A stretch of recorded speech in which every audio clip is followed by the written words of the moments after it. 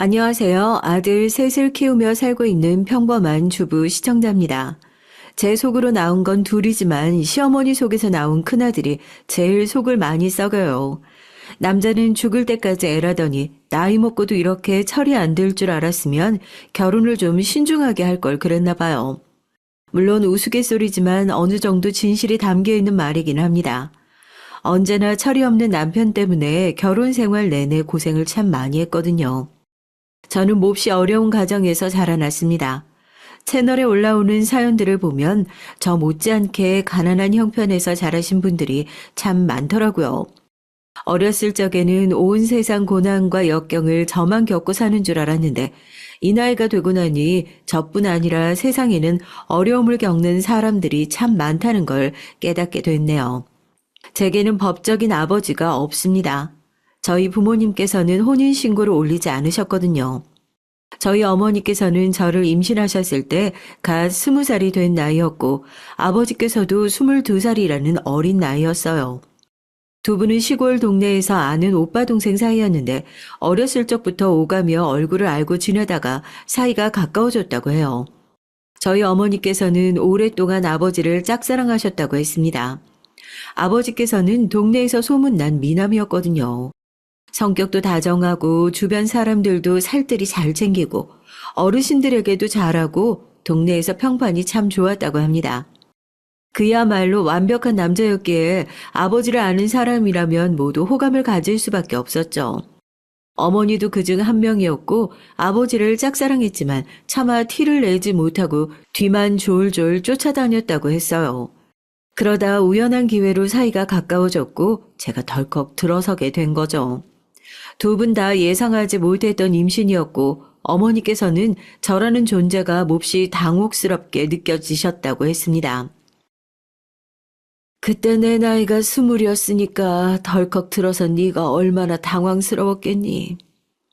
젊었을 적에는 워낙 몸이 마르고 약했으니까 그저 생리가 늦어지는 거라고만 생각했지.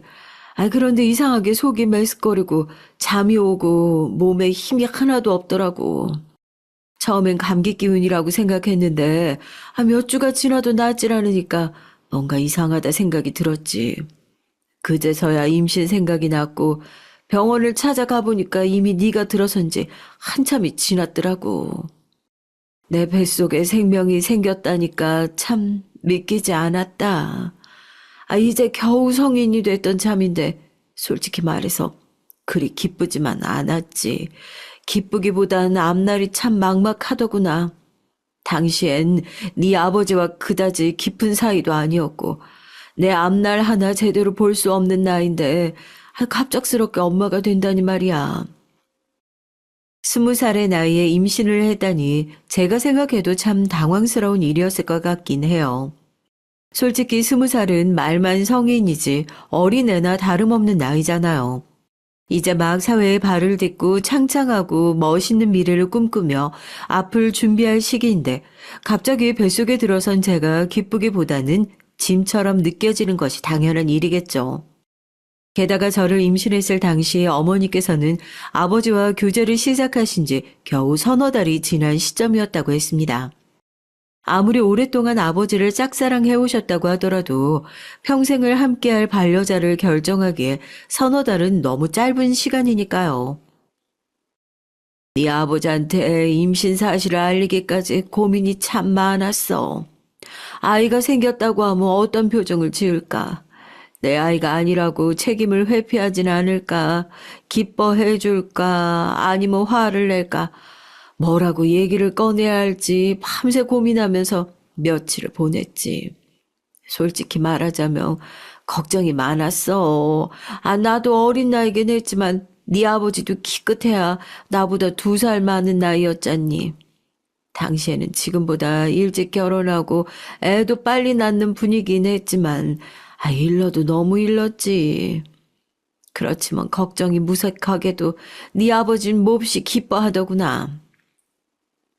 임신 소식을 전해 들으신 아버지께서는 어머니의 걱정과는 다르게 몹시 반색하며 기뻐하셨다고 합니다.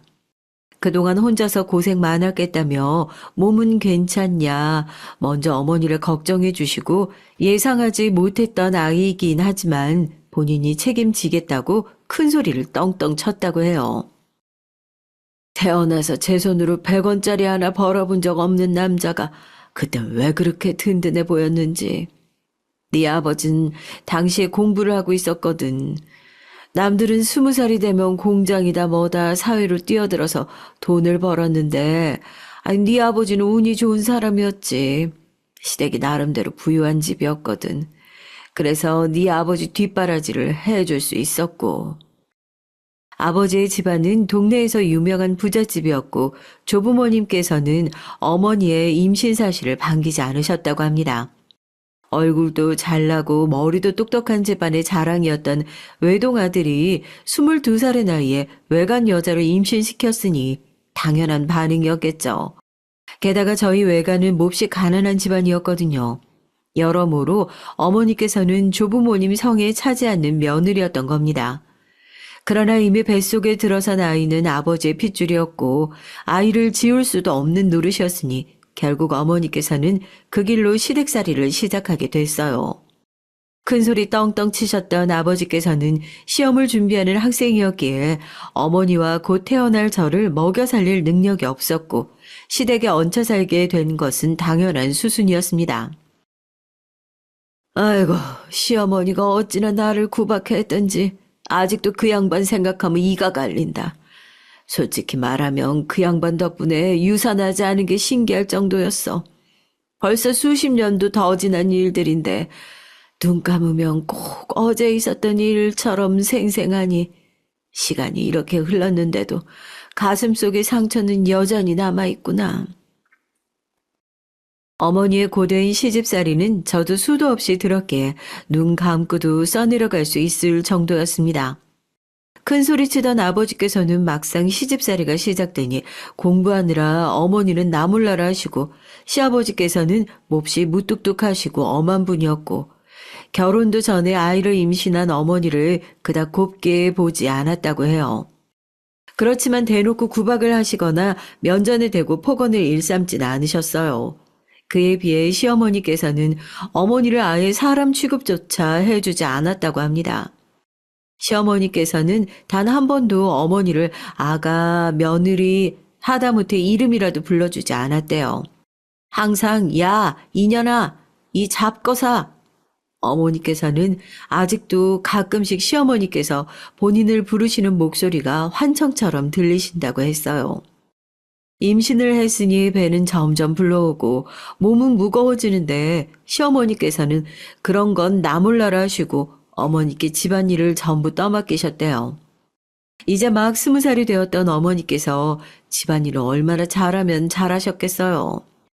어머니 딴에는 하신다고 열심히 했지만 수십 년간 살림을 해오신 어머니 성에는 한참 모자랄 정도였겠죠. 무거운 몸을 이끌고 하루 종일 집안 청소를 해두면 그 양반은 청소 하나도 안 됐다면서 내 얼굴에 걸레를 집어던지곤 했어. 처음엔 너무 모욕적이고 수치스러워가지고 아유 애고 뭐고 다 때려치고 집으로 돌아가고 싶은 마음뿐이었다. 내가 도대체 뭘 그렇게 잘못했길래 이런 곳에서 이런 취급을 받으며 지내야 하나 싶었지. 남편은 하루 종일 공부한다면서 방에 틀어박혀서 잘 나오지도 않고 밤에 얘기 좀 하려고 하면 피곤하다고 나중에 말하자고 하고 분명 네 아버지도 시어머니가 나를 지독하게 괴롭히고 있다는 사실을 다 알고 있었을 거야. 그렇지만 그 양반이랑 부딪히고 싶지 않으니까 그냥 애써 모른 척 했던 거고 네 아버지 몹시 우유부단한 사람이었거든.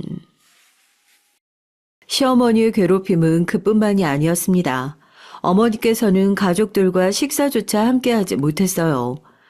참 어이없게도 그 식사는 어머니께서 전부 차려낸 것이었는데도 말이죠. 시어머니께서는 매번 국이 짜다, 반찬이 싱겁다, 음식에 트집을 잡으시면서도 식사 준비를 전혀 도와주지 않으셨다고 해요. 요즘에야 유튜브다 요리책이다 보고 배울 수 있는 것들이 많지만 당시에는 순전히 감으로 요리를 익혀야 했으니 어머니께서 차리신 음식은 본인이 드시기에도 그닥 맛이 있진 않았다고 합니다. 시아버지와 아버지께서는 별 불만 없이 식사를 하셨지만 시어머니께서는 언제나 불만이 많으셨다고 해요. 어느 날에는 하루 종일 불 앞에 서서 사골국을 끓였었어. 그때가 거의 임신 말기쯤이었으니까 그냥 서 있는 것만으로도 몹시 힘들었지. 한여름이라 땀은 비 오듯 하고 온몸은 두들겨 맞은 듯이 아픈데 남편이 준비하던 시험 날짜가 네 출산일과 딱 들어맞았지 뭐냐. 곧 시험이니까 몸보신을 해야 한다고 나보고 사골국을 끓이라는데 그렇게 국 끓이다가 점점 정신이 혼미해져가지고 결국 쓰러지고 말았지. 눈 떴을 땐 병원이고 부모님께서 와 계셨어. 어머니께서는 꼬박 이틀을 내내 병원에 누워 계셨다고 해요.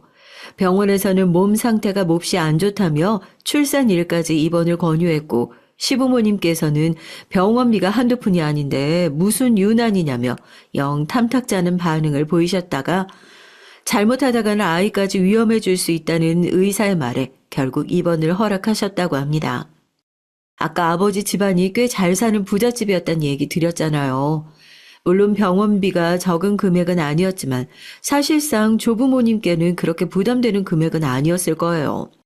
아마 어머니가 아니라 아버지께서 몸이 좋지 않으셨다면 병원비가 얼마가 들던지 당장 입원을 하라고 얘기하셨을 겁니다. 그러면서 시어머니께서는 아버지의 시험 날짜가 얼마 남지 않았으니까 괜히 거슬리게 만들지 말고 조용히 혼자서 애 낳고 오라는 말만 남기고 집으로 돌아가셨다고 해요. 그리고 정말로 출산하는 날까지 시댁 식구들은 단 한 번도 병원을 찾지 않았답니다. 그렇게 어머니께서는 혼자 저를 낳으셨고 그 기억은 아직까지도 몹시 서럽게 가슴에 남아있다고 해요. 내가 널 낳은 나이가 20살이다, 20살. 그 어린애가 혼자서 애를 낳는데 얼마나 무서웠겠냐. 부모님께서는 밭일 하시느라 애를 다 낳고서도 한참이 지나고야 오셨고 그 고생을 하고 애를 낳았는데 시어머니께서는 쓸모없이 딸을 낳았다고 구박을 하시고 남편은 시험을 다 망쳤다고 너한테는 관심도 없지. 시아버지께서는 언제나 그렇듯이 무심하시지. 다시 생각해도 너무 서러웠어. 그렇게 어머니께서는 제가 돌이 될 무렵까지 시어머니의 구박을 견디며 지내셨다고 해요. 그러나 날이 갈수록 시어머니의 구박은 심해지기만 하지 나아질 기미가 보이지 않았고 아버지 또한 어머니를 도와주실 생각이 전혀 없어 보였어요. 결국 어머니께서는 밤중에 저를 데리고 시댁을 몰래 빠져나오셨다고 합니다. 더 이상은 못 살겠더라. 처음에는 친정으로 돌아갈까 했지만 그랬다간 금세 들켜서 시댁으로 붙잡혀 갈 것 같았지. 부모님께서도 고지식한 분들이라 딸은 출가회인이라고 생각을 하셨거든. 그래서 무작정 버스 타고 먼 곳으로 향했다.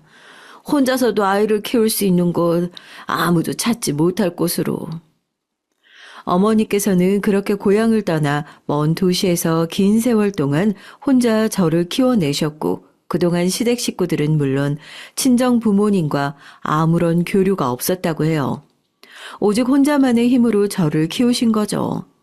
어머니께서는 제가 어느 정도 철이 들었을 때 저를 앉혀두시고 이 얘기를 해주셨습니다. 제가 어렸을 적에는 어머니께 왜 우리 집은 아빠가 없냐, 할머니, 할아버지는 어디 계시냐 같은 질문을 많이 했었거든요. 그럴 때마다 어머니께서는 네가 좀 더 크면 말해주겠다며 답을 미루셨어요. 막연히 아버지와 이혼을 하신 건가, 조부모님께서는 어렸을 적에 돌아가신 건가 생각해왔던 저로서는 상당히 충격적인 얘기였습니다. 어머니께서는 그날 이후로 한 번도 고향에 돌아가 보신 적이 없었고 지금은 시댁 식구들과 친정 부모님 모두 생사조차 모르고 지내고 있다고 하셨어요. 물론 다시 고향으로 돌아가 수소문을 하면 연이 닿을 수도 있겠지만 이제와 그럴 생각도 없다고요. 널 혼자 키우면서 많은 일들이 있었지. 한때는 너무나 힘들고 외로워서 고향으로 돌아갈까 생각했던 적도 있었어. 몹시 원망스럽기는 했지만 네 아버지가 잘 살고 있는지, 나와 너를 새까맣게 잊고 다른 여자를 만나 결혼한 건 아닌지 소식이 궁금하기도 했고, 그렇지만 시부모님을 마주할 용기가 나질 않았다. 시어머니 얼굴만 봐도 가슴이 답답하고 숨이 잘 안 쉬어지는 것 같았거든. 그 지옥 같은 집으로 다시 잡혀 들어간다는 건 생각만으로도 끔찍했지. 이제 와서 돌이켜 생각해보면 그 양반도 나랑 같은 사람일 뿐인데 왜 그렇게까지 무서워했는지.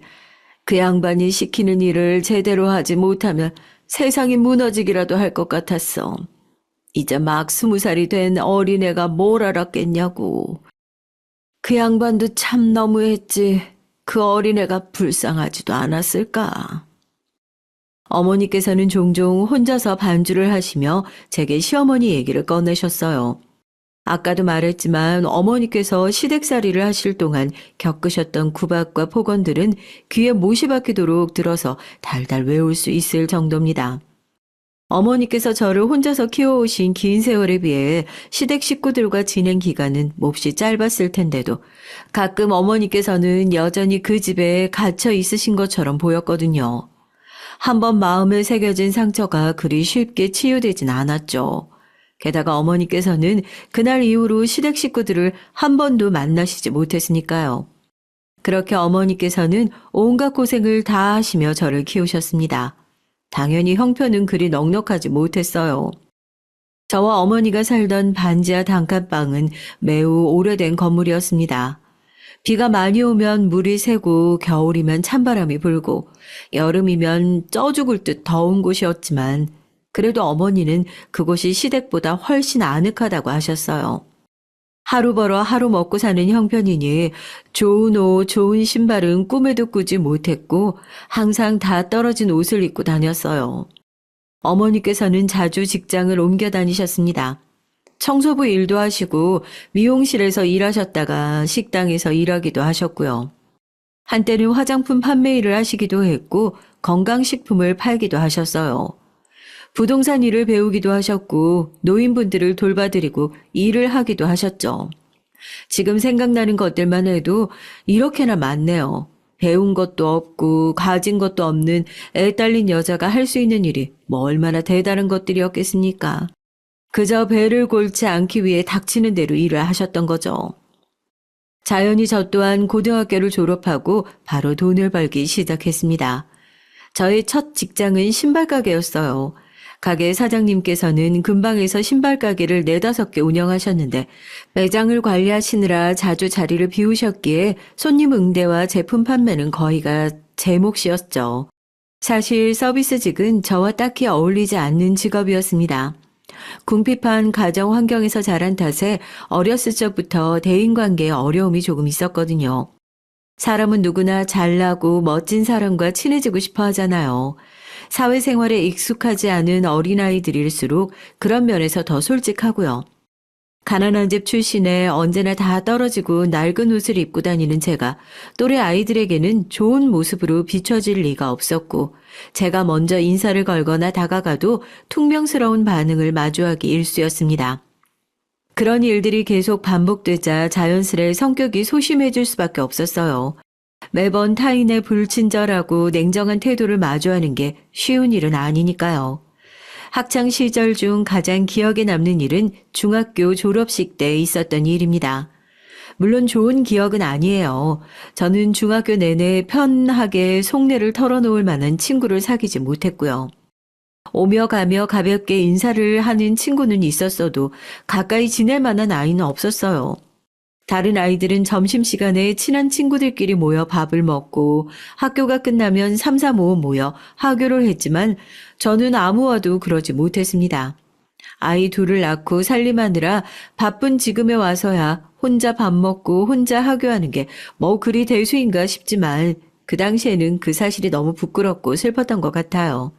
다른 사람과 교류하며 집단에 소속되고 싶어하는 마음은 인간의 기본적인 욕구잖아요.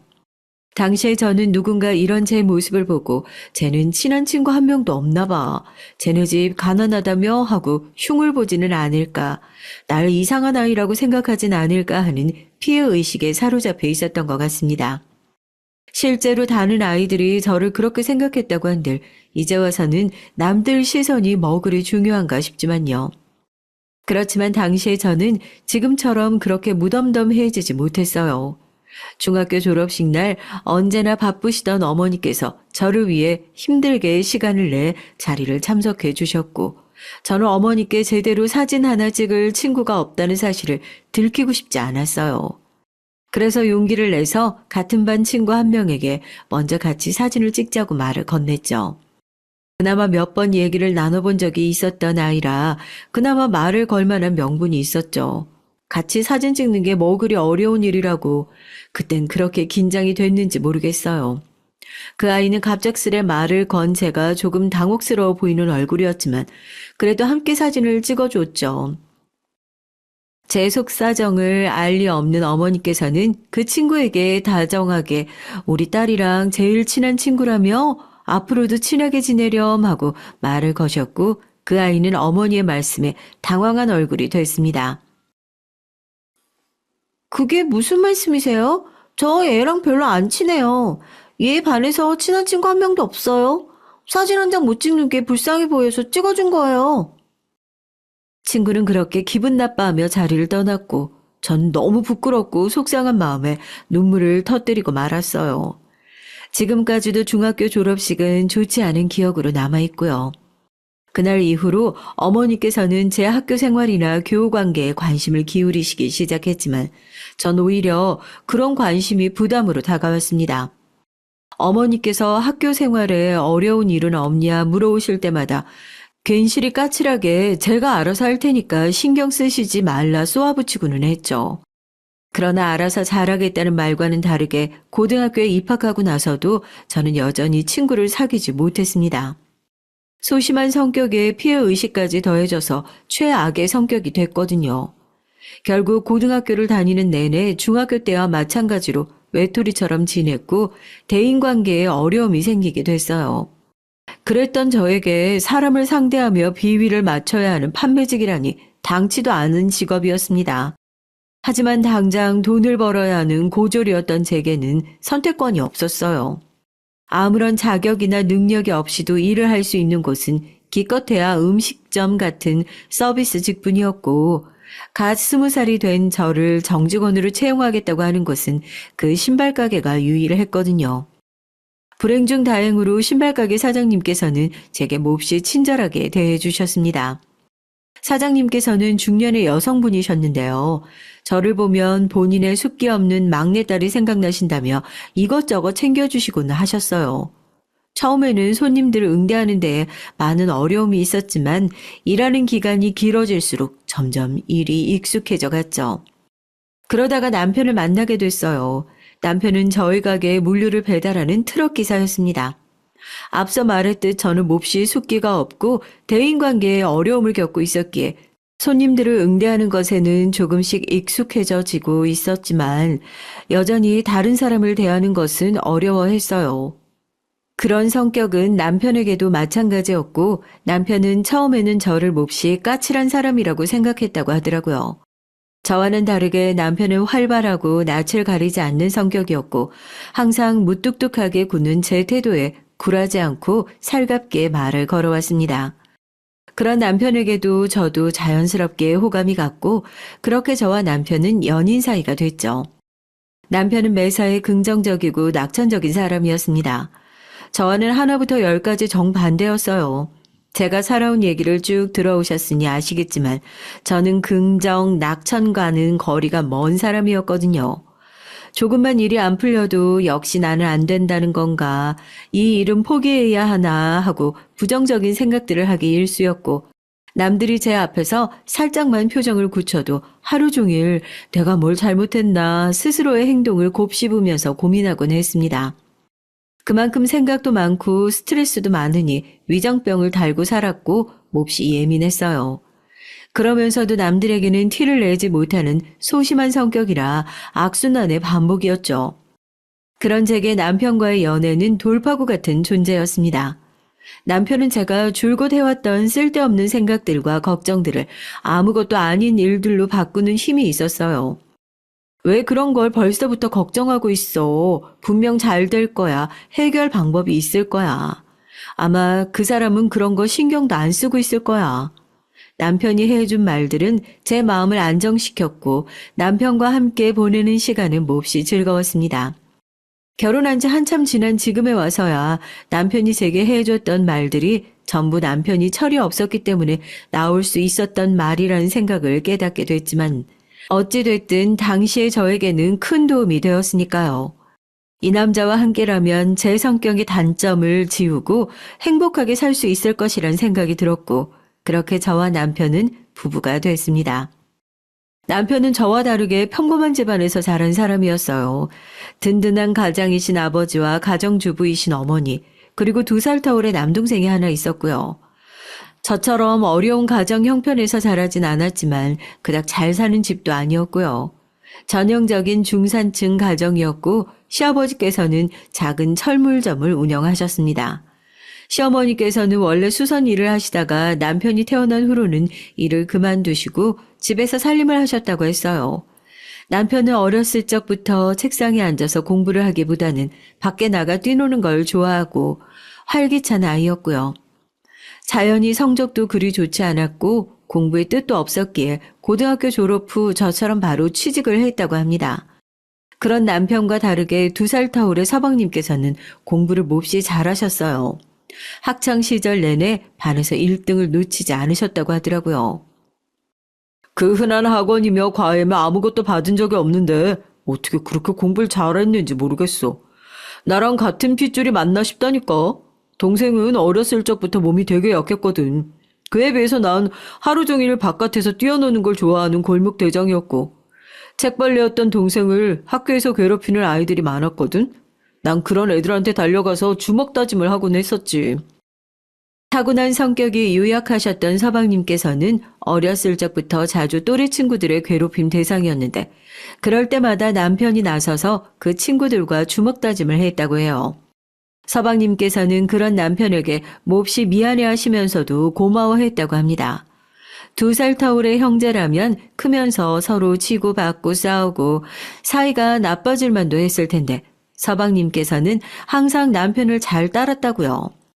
보기 드물게 오해가 끈끈한 형제였죠. 서방님께서는 어렸을 적부터 언제나 사람들을 이끌고 다니는 남편을 동경해왔고 언젠가 남편처럼 사람들과 잘 어울릴 수 있는 성격이 되기를 바라셨다고요. 그래서 대학에 입학한 후 사람들을 만날 수 있는 동아리 활동이나 대외 활동에 자주 참여하셨고 그러다가 우연한 기회로 선거 캠프에 참여하게 됐다고 합니다. 서방님께서는 유명한 대학의 정치학과 출신이거든요. 그리고 그 선거 캠프에서 동서를 만나게 됐고요.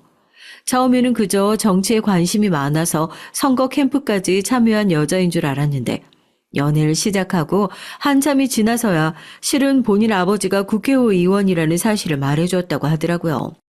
서방님께서는 그런 동서의 집안 환경을 알고서는 부담스러운 마음의 만남을 자제하려고 했지만 동서 쪽에서 서방님께 매달려가지고 결국 결혼까지 하게 됐다고 했어요. 여기까지는 참 훈훈한 젊은이들의 연애 얘기지만 한 가지 문제가 있었습니다. 바로 동서가 지독한 성격 파탄자란 사실이에요. 제가 사연 서두에 어머니의 시집살이와 시어머니 얘기를 오래 했었죠. 제 사연에 어머니 얘기를 왜 이렇게 오래 하나 싶으셨을 수도 있겠지만 다 이유가 있어요. 저희 시어머니께서 그 얘기 속에 시어머니와 닮은 점이 참 많으시거든요. 물론 안 좋은 점 얘기입니다. 요즘 세상에는 시어머니가 오히려 며느리 눈치를 본다지만 저와는 거리가 먼 얘기였어요. 시어머니께서는 첫 만남부터 저를 마음에 들어하지 않으셨거든요. 저도 제가 잘난 거 하나 없는 사람이라는 사실은 잘 알고 있었지만 그래도 첫 만남부터 그런 면박을 들을 것이라고는 전혀 생각하지 못했거든요. 내가 그렇게 좋은 선짜리 알아봐 줄 때는 들은 척만 척하더니 겨우 데려온 여자가 제대로 된 부모도 없고 직업도 없는 고졸이라니. 아유. 직업이 없다뇨. 신발 가게에서 일하고 있다니까요. 그리고 저도 고졸인데, 고졸인 게 무슨 문제예요? 너는 공부를 더 할 수 있었는데도 네가 선택해서 안 간 거고, 쟤는 그게 아니잖니. 딱 보니까, 애가 기품이 없는 게 가난한 티가 아주 그냥 잘잘 흐르네. 그게 무슨 말씀이세요? 저희 집도 그렇게 잘 사는 거 아니잖아요. 괜히 그러지 마시고, 예쁘게 좀 봐주세요. 남편의 능청스러운 대처로 첫날은 어찌어찌 넘어갔지만 결혼 후에도 시어머니의 구박은 여전했습니다. 그럴 때마다 남편이 중간에서 분위기를 풀기 위해 농담을 하긴 했죠. 그것도 잠시였어요. 반복되는 갈등에 저는 물론 남편도 점점 지쳐갔죠.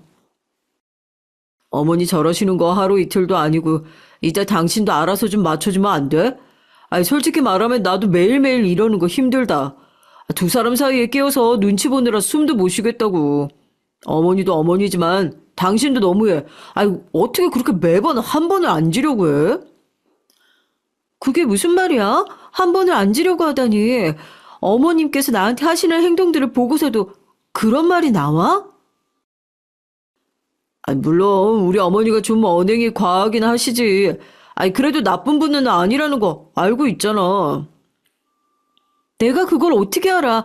당신은 당신 어머니니까 좋게 보이는 거지. 사람 면전에 대고 매일같이 가정교육 못 받았네. 고졸이라 멍청하네.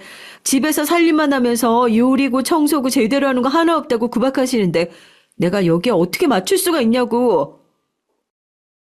당신 말을 좀 섭섭하게 한다. 우리 엄마가 남이야. 뭐든 좋게 생각하려고 하면 좋게 보이는 법이라고. 당신이 그렇게 매사에 불만에 많으니까 굳이 열을 올리지 않아도 될 일도 일일이 화를 내는 거지. 좀 긍정적으로 생각하면 안 돼? 남편은 언제나 긍정적이고 낙천적인 사람이었고 결혼 전에는 그런 남편의 성격이 참 좋았어요. 제 우울하고 예민한 성격이 남편과 함께 있을 때면 사라지는 것 같았거든요. 그러나 막상 결혼을 하고 보니 그런 성격이 마냥 좋은 점만 있지는 않더라고요. 남편은 좋게 말하면 긍정적이고 나쁘게 말하자면 상황을 똑바로 바라보지 않으려고 했어요. 누가 봐도 시어머니께서 잘못하신 부분이고 제가 화를 낼 만한 상황인데도 좋은 게 좋은 거라며 상황을 적당히 무마하고 넘어가려고 했어요. 특유의 넉살로 농담을 하면서요.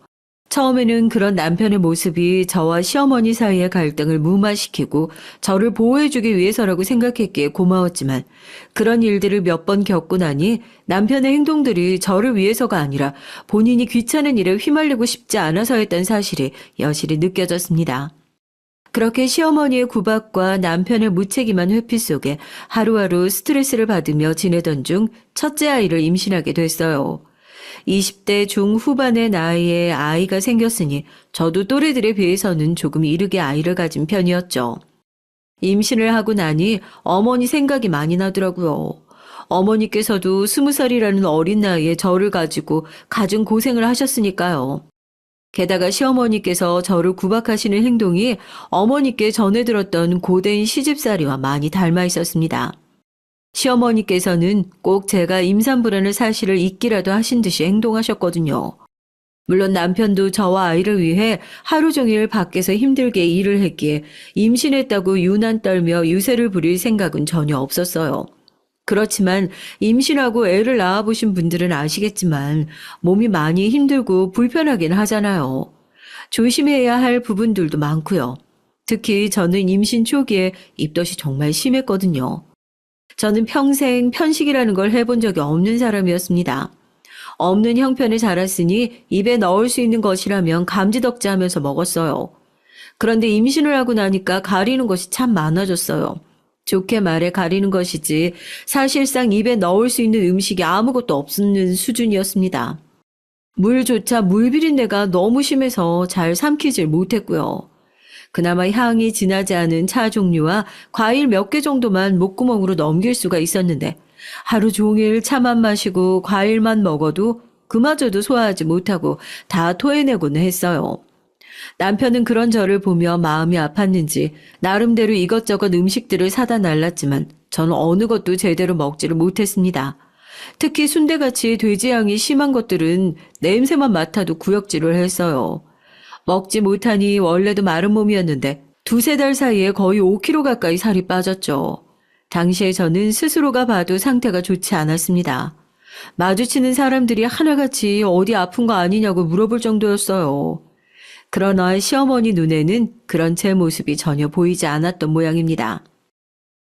임신한 게 뭐 그리 유세라고 난리야 난리는. 너만 했냐 임신? 나도 애 2번 낳아봤어. 나 때는 막달까지 부른 배 잡고 나가서 일했다. 그러면서 시어머니께서는 임신했다고 집안일을 게으르게 하는 건 아니냐. 너는 굶더라도 밖에서 일하고 오는 남편은 굶기면 안 된다. 잔소리를 쏟아내셨습니다. 보다 못한 남편이 중간에서 분위기를 풀기 위해 나서기도 했지만 소용이 없었어요. 그 뒤로 스트레스로 여러 번 쓰러지기도 하고 유산 위기도 겪었지만 다행히도 큰아들을 무사히 출산하게 됐습니다. 아이를 낳은 후 산후조리를 친정에서 했어요. 오랜만에 어머니와 시간을 보내니까 참 좋더라고요. 옛날 추억에 대해 얘기도 하고 어머니께서 자주 해주시던 요리들을 함께 먹기도 하고 소소하지만 아침이 편해지는 시간이었습니다. 실은 말이다. 너한테 하지 못한 얘기가 있는데 얼마 전에 네 아버지가 날 찾아왔어. 그러던 어느 날 어머니께서 망설이시며 아버지 얘기를 꺼내오셨어요. 전혀 예상치도 못했던 얘기라 조금 당황스러운 기분이었고요. 어머니께서도 처음 아버지를 마주하셨을 때 너무 놀랐다고 했습니다. 시간이 오래 지났지만 한눈에 아버지를 알아볼 수 있었다고 해요. 너와 나에 대해 까맣게 잊고 새로운 여자를 만나고 잘 살고 있을 줄 알았는데 그 뒤로 평생 혼자 살았다고 하더라고. 내가 사라진 뒤로 백방으로 수소문해서 날 찾아다녔는데 버스센터에서 날 봤다는 목격담만 몇 번 들었을 뿐 행선지를 알 수가 없었대. 많이 반성했다고. 그렇게 자기밖에 모르던 남자였는데 세월이 흐르니까 변한 거지.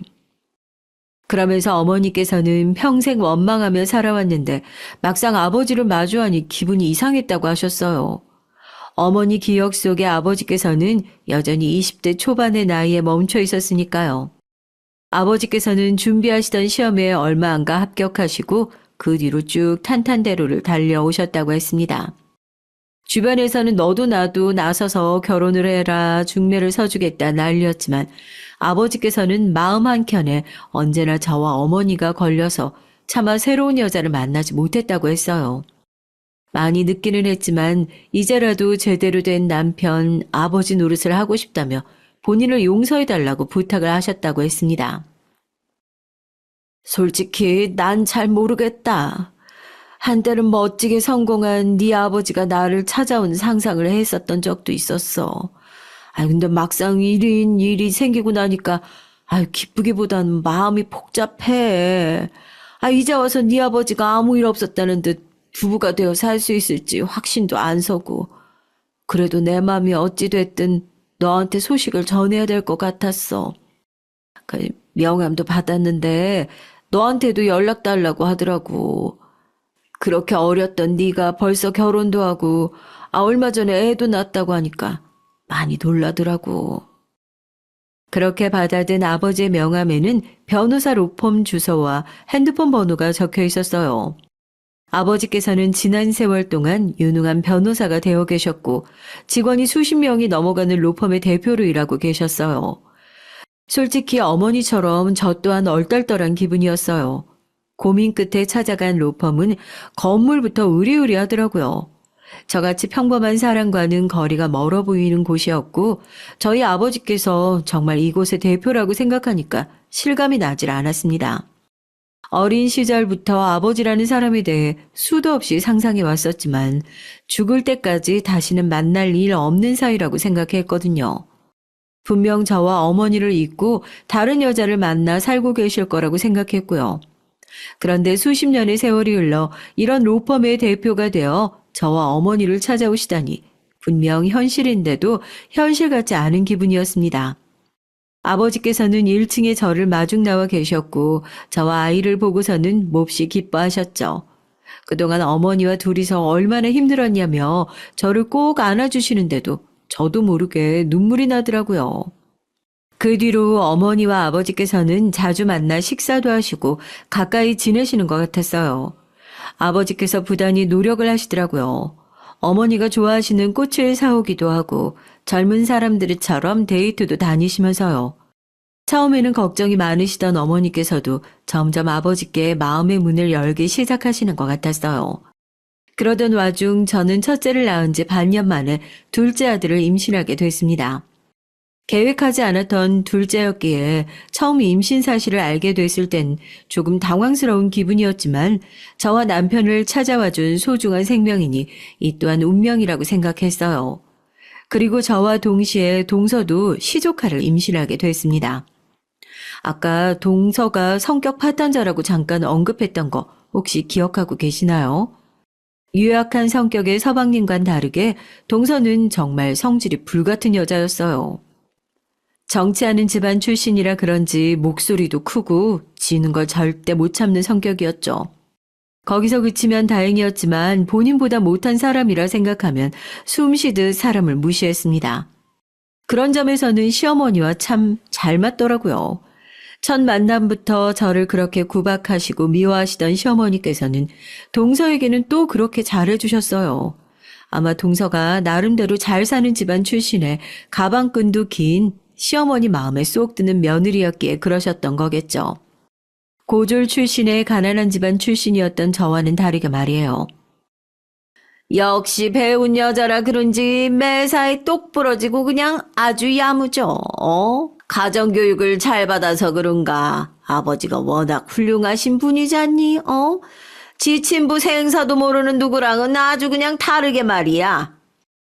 소식이 끊어졌던 아버지께서 저를 찾아오셨고 변호사 로펌을 운영하고 계신다는 얘기는 굳이 시댁 식구들에게 전하지 않았어요. 남편에게도요. 괜히 시댁 식구들 입에 저희 아버지가 오르내리게 하고 싶지 않았거든요. 사실을 밝힌다고 해도 귀찮은 일만 생길 것 같다는 생각도 들었고요. 시어머니와 동서가 합심해서 저를 무시하는 일이 이미 이골이 나 있었어요. 한 귀로 듣고 한 귀로 흘리는 일쯤은 아무것도 아니었습니다.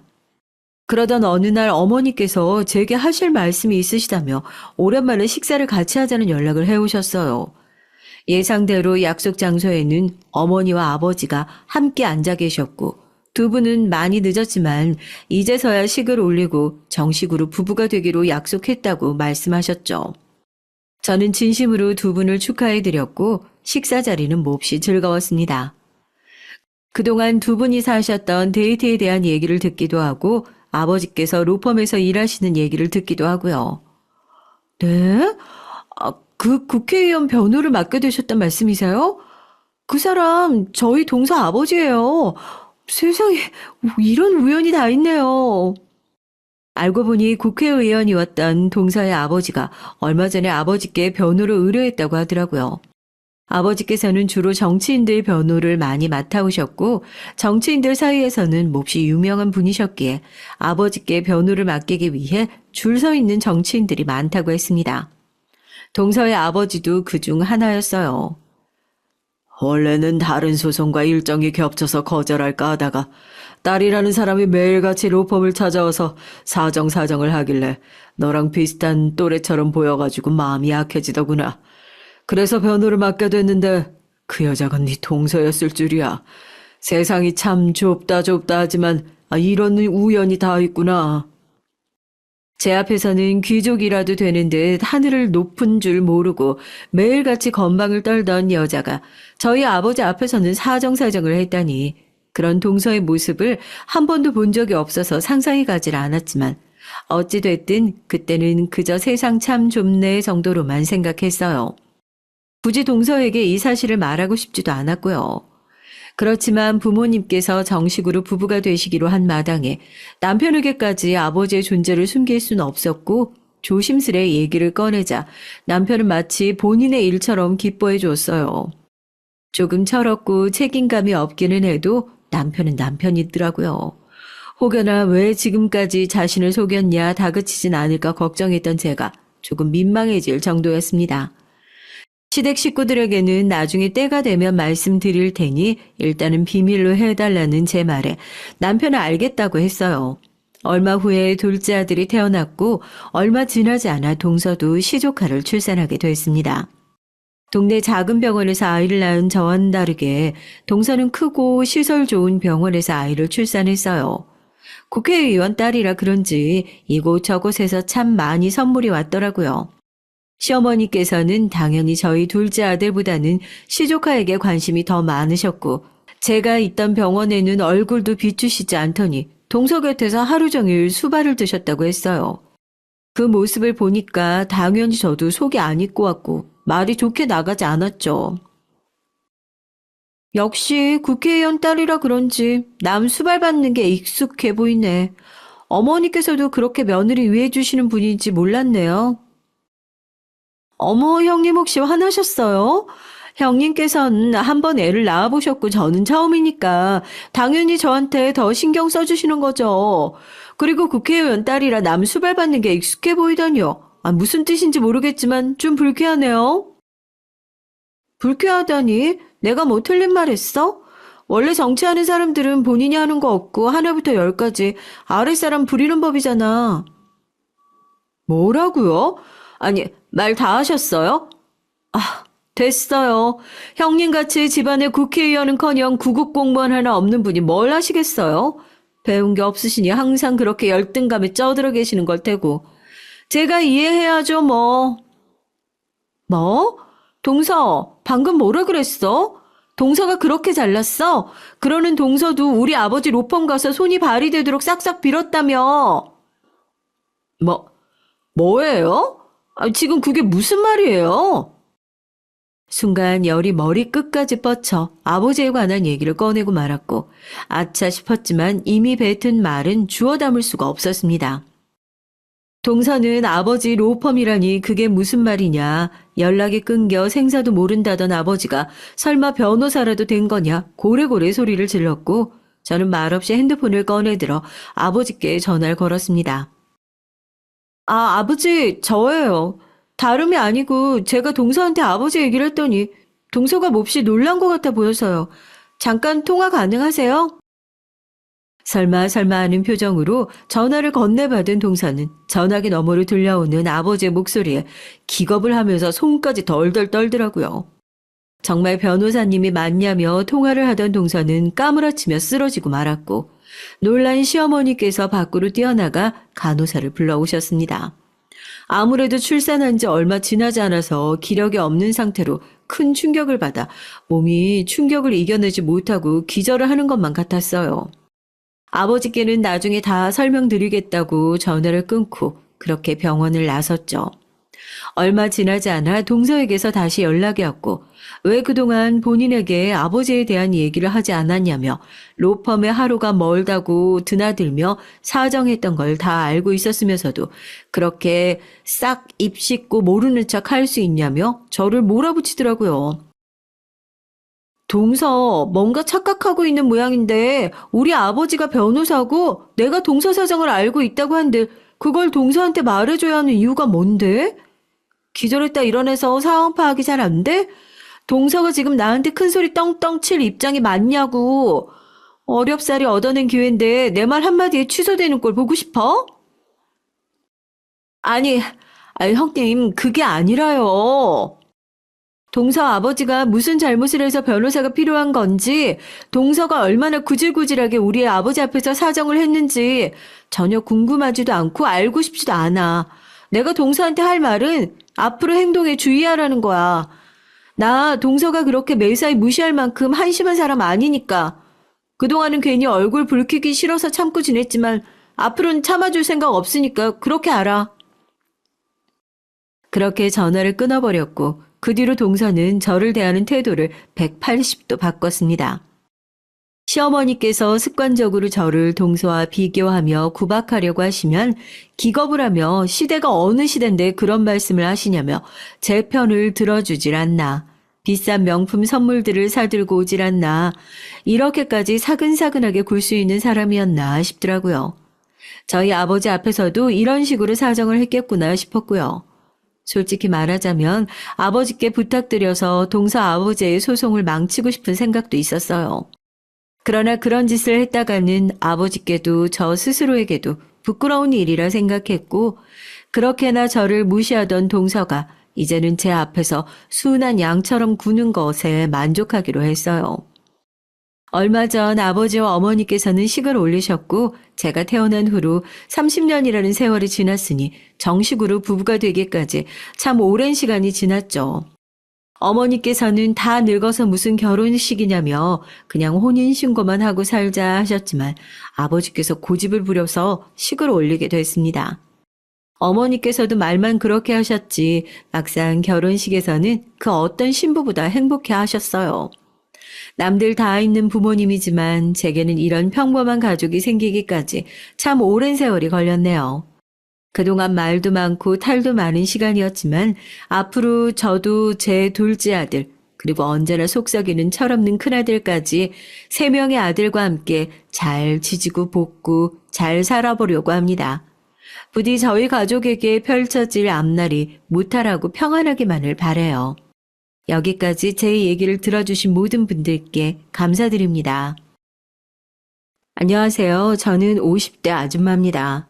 정말 세월이 빨라요. 결혼하고 정신없이 자식 낳아 키운 게 엊그제 같은데 벌써 다 큰 딸이 월급 받았다고 맛있는 것도 사주고 남자친구 생겼다고 신나서 얘기하는 걸 보면 신기하기만 합니다. 여기까지 들으시면 제가 참 평범한 대한민국 아줌마 같네요. 하지만 저는 그렇게 평범하게 살아온 사람은 아닙니다. 어린 시절도 결혼 생활도 녹록지가 않았어요. 저희 아버지는 여러 면에서 참 대단하신 분이었죠. 시골 동네긴 했어도 대대로 동네에서 알아주는 집안의 외아들이셨는데 어릴 때부터 도련님 소리를 들으며 자라서 그런지 정말 이기적이고 자기 자신밖에 모르는 분이셨죠. 저는 아버지가 너무 싫었습니다. 돈 많이 벌고 재산이 많으면 뭐 하겠어요. 마누라는커녕 자식까지도 항상 뒷전인 분인데 어느 정도였냐면 저는 매일 밤 엄마가 도망가기라도 할까봐 무서워서 어머니 옷깃을 붙들고 잤죠. 어린애가 보기에도 아버지 같은 사람하고 어머니가 살기 싫을 것 같다고 생각했던 것 같아요. 왜냐고요? 누가 봐도 아버지는 망난이었어요. 어머니가 딸을 낳았다는 이유만으로 구박하고 쉴 새 없이 바람 피우는 것으로 모자라서 술을 먹고 들어오면 어머니 몸에 손찌검까지 하셨고요. 딸이 제가 보는 앞에서도 말이죠. 그랬으니 제가 자는 사이 엄마가 도망가기라도 할까봐 불안하고 무서웠던 것 같아요. 엄마 없이 아버지 같은 인간이랑 단둘이 살고 싶진 않았거든요. 그런데 어느 날부턴가 아버지의 태도가 달라졌습니다. 바로 제게 동생이 생겼거든요. 떡두꺼비 같은 남자 동생이요. 저와 15살이나 차이가 나는 동생이었습니다. 아버지는 40을 훌쩍 넘기고 본 아들이 그렇게 예쁜지 동생을 볼 때마다 어쩔 줄을 몰라 하셨어요. 저는 자연스레 아버지에게 찬밥이 됐고요. 아버지는 어머니가 하시던 집안일을 갑자기 제게 시키셨습니다. 설거지니 청소니 하는 집안일들을 저에게 시키는 건 다반사였고 멀쩡히 세탁기가 있는데도 손빨래를 시키셨죠. 당연히 엄마는 할 필요 없다고 하셨어요. 하지만 아버지는 대놓고 저를 구박하고 미워하셨습니다. 엄마가 동생 키우느라 힘든데 걔집애가 집안일을 도울 생각을 해야지. 매일 그렇게 뒹굴뒹굴 하고 있으면 되겠어. 이 정도 집안일은 여자면 다 미리부터 배워놔야 하는 거다. 나중에 네가 시집가서 집안일도 제대로 못 해봐. 부모가 뭘 가르쳤냐고 시부모가 친정 부모 욕하지 않겠어? 아버지는 어린 딸에게 집안일 좀 시키겠다고 참 말도 안 되는 핑계를 댔습니다. 그런 걱정할 필요 없어요. 난 절대 시집 안 갈 거니까요. 행여나 시집 갔다가 아버지 같은 남자 만나면 어떡하게요? 저는 얼른 어른이 되고 싶었습니다. 하루라도 빨리 아버지에게서 벗어나고 싶었거든요. 이 인연이 말하는 것 좀 봐. 그렇게 아버지가 싫으면서 이 집에는 왜 붙어 있어? 괜히 밥 축내지 말고 당장 나가. 아버지는 제가 말대꾸를 할 때마다 어지간히 구박을 하셨죠. 저는 겉으로만 큰 소리 칠 줄 알았지 사실 애잖아요. 정말로 아버지가 저를 집에서 쫓아내기라도 할까봐 속으로 무서웠습니다. 그런데 아버지는 제게 해도 너무하셨어요. 동생이 커갈수록 더 하셨죠. 50이 넘은 지금까지도 생생하게 기억이 나는 일이 있습니다. 동생이 새돌이 넘었을 때쯤이었어요. 어머니가 잠깐 장을 보러 간 사이 낮잠을 자는 동생과 함께 있었죠. 어머니는 금방 올 테니까 만약 동생이 깨면 잠시만 놀아주고 있으라고 하셨어요. 저는 자는 동생이 귀여워서 옆에 함께 누워 있었죠. 그런데 그때 아버지께서 현관문을 세게 닫고 들어오셨어요. 소리가 얼마나 큰지 곤히 자던 동생이 놀라서 몸을 벌떡 일으키다 서랍에 머리를 꽝 하고 찧었습니다. 동생은 머리를 부여잡고 시끄럽게 울었어요. 그 순간 저는 동생을 달래려고 안아 올리려고 하는데 아버지께서 갑자기 버럭 소리를 질렀어요. 그러고는 동생을 획 뺏어갔습니다. 이년이 너 아무도 없다고 지금 네 동생 때린 거지? 이 조그만 거 어디 때릴 때가 있다고 때려? 어이구, 지 엄마 앞에서는 착한 척 하더니만 네 동생만 예쁨 받는다고 셈이 났구나? 때리긴 누가 때렸다고 그래요? 아버지가 시끄럽게 들어와서 애가 놀라서 부딪혔잖아요. 이거 아주 쓸모가 없다니까. 너 한 번만 더 우리 3대 독자 울리면 내가 가만히 안 둘 거니까 각오해. 그때 그 서름은 도무지 말로 다 표현이 안 됩니다. 아들이라는 게 그렇게 대단한 걸까요? 아니면 아버지는 그냥 저라는 아이가 미우셨던 걸까요? 그날 일로 어린 마음에 얼마나 상처를 받았는지 그 전까지는 그렇게 제가 동생을 예뻐했었는데 그날 이후로는 동생도 더는 귀엽지가 않더라고요. 동생을 볼 때마다 그날 일이 떠올라서요. 그렇게 시간이 흘러 저는 고등학교 졸업을 얼마 남기지 않고 있었습니다. 어느 날 집에 손님이 한 분 오셨어요. 여기가 우리 딸이에요. 애가 저를 닮아서 키도 크고 인물이 아주 좋다니까요. 저는 아버지가 갑자기 왜 저러시나 했습니다. 한 번도 제 앞에서 저런 말을 한 적이 없었거든요. 그런데 다 이유가 있었습니다. 아예 작정하고 저를 집에서 내쫓을 생각이었던 거죠. 그러네요. 아이고, 인물도 곱고 그냥 아주 온순해 보이는 게 맏며느리감으로 너무 좋겠어요. 알고 보니 집에 온 손님은 동네에서 유명한 중매쟁이였습니다. 이 집 저 집 다니면서 조건 맞춰 혼담을 주고받고 다니는 아줌마였죠. 전 아버지가 정말 저를 두고 하는 얘기가 맞는지 다시 한번 똑똑히 들었어요. 그런데 정말 저를 가지고 하는 말이 맞더라고요. 전 너무 당황했습니다. 아버지가 저를 대학에 보내줄 거라고는 기대도 안 했지만 그렇다고 성인이 되자마자 저를 결혼시키려고 할 줄은 꿈에도 몰랐거든요. 여보, 요즘 세상이 어느 때인데 이제 고등학교 막 졸업한 애를 시집은 무슨 시집이에요. 우리 딸 머리도 좋고 공부도 곧잘하는데 당연히 대학 가고 좋은 직장에 취직도 해야죠. 계집애가 대학은 무슨 대학이야? 괜히 대학물 먹었다가 헛바람 들어서 반란 까지면 당신 책임질 거야? 볼 거라고는 내 딸이라고 말고는 아무것도 없는데 한 살이라도 어릴 때 보내야 그나마 돈이라도 좀 있는 집에 시집 보낼 거 아니야? 그게 말이 돼요? 우리 딸내미가 뭐가 부족하다고 그래요? 멍청한 사람아. 이게 다 우리 3대 독자 생각해서 그러는 거 아니야? 딸은 시집 가면 그만이니 하루라도 빨리 치워버려야 나중에 내 재산 다 우리 아들한테 줄 거 아니야? 괜히 거추장스럽게 딸년이 시집도 안 가고 우리 아들 옆에 붙어서 재산이라도 욕심내봐. 그 꼴 내가 어떻게 봐? 당신 진짜 해도 너무하네요. 은주도 준석이도 다 똑같은 우리 자식인데 왜 그렇게 차별을 해요? 제가 방에서 듣고 있는지도 모르고 아버지는 아무 말이나 막 하셨어요. 어머니는 어떻게든 제 결혼만은 막아보려고 하셨지만 소용없었습니다. 아버지는 이미 저를 시집 보내겠다고 작정을 하셨거든요.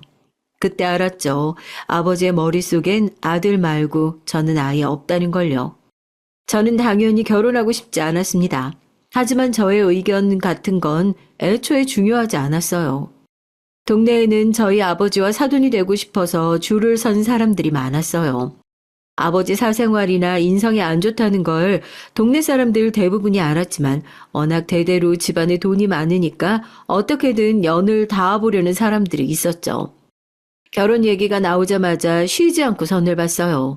말 그대로 도살장에 끌려가는 소처럼 매일같이 남자들을 만나고 다녔거든요. 어머니는 그런 저를 안쓰러워하셨지만 아버지의 고집을 이길 수는 없었습니다. 아버지는 제가 선을 보고 와도 난리였어요. 그렇게 선을 보는데도 왜 저와 결혼하겠다고 나서는 남자가 없냐면서 성을 내셨죠.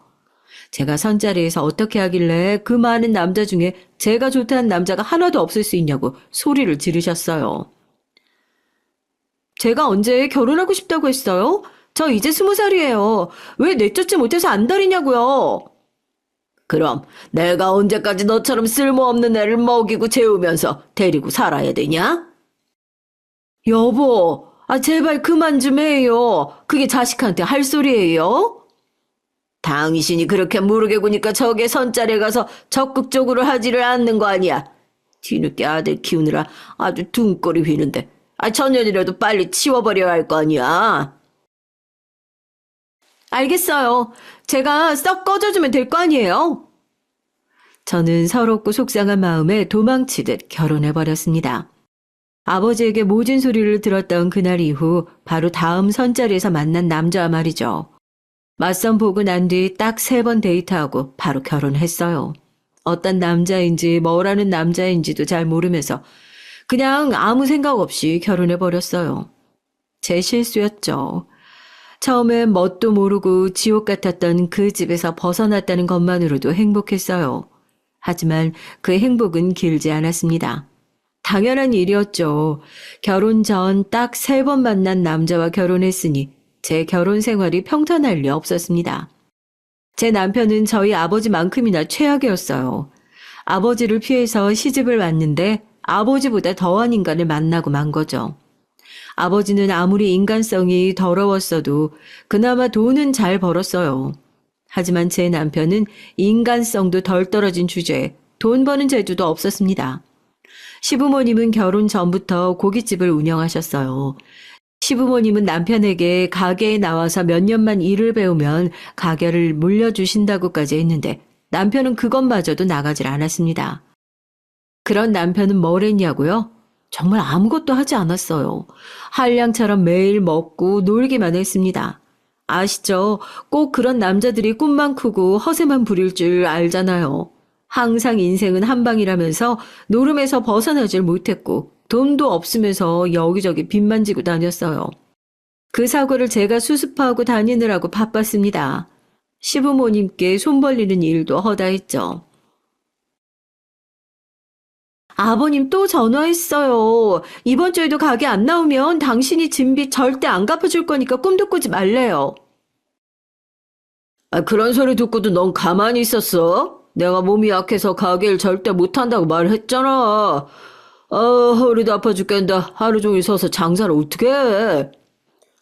그렇게 허리가 아픈 사람이 하루 종일 도박판에 앉아서 노름은 도대체 어떻게 하는 거예요? 그리고 이번 달 생활비는 어떻게 할 거예요? 지금 당장 애 기저귀 살 돈도 없는데.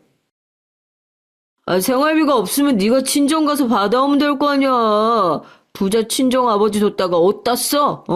이럴 때 쓰는 거지. 우리 생활비를 왜 친정에서 가져와요? 가장인 당신이 벌어와야지. 저는 복이 없어도 어떻게 이렇게 복이 없을 수가 있을까요? 잘못한 것도 없이 욕먹고 구박받는 건 그냥 제 팔자인가 봅니다. 결혼 전과 결혼 후에도 변한 게 없었어요. 그나마 제가 버티고 살 수 있었던 건 자식 때문이었습니다.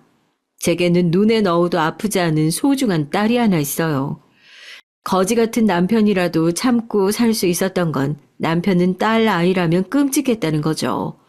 저희 아버지와 다르게 말이에요.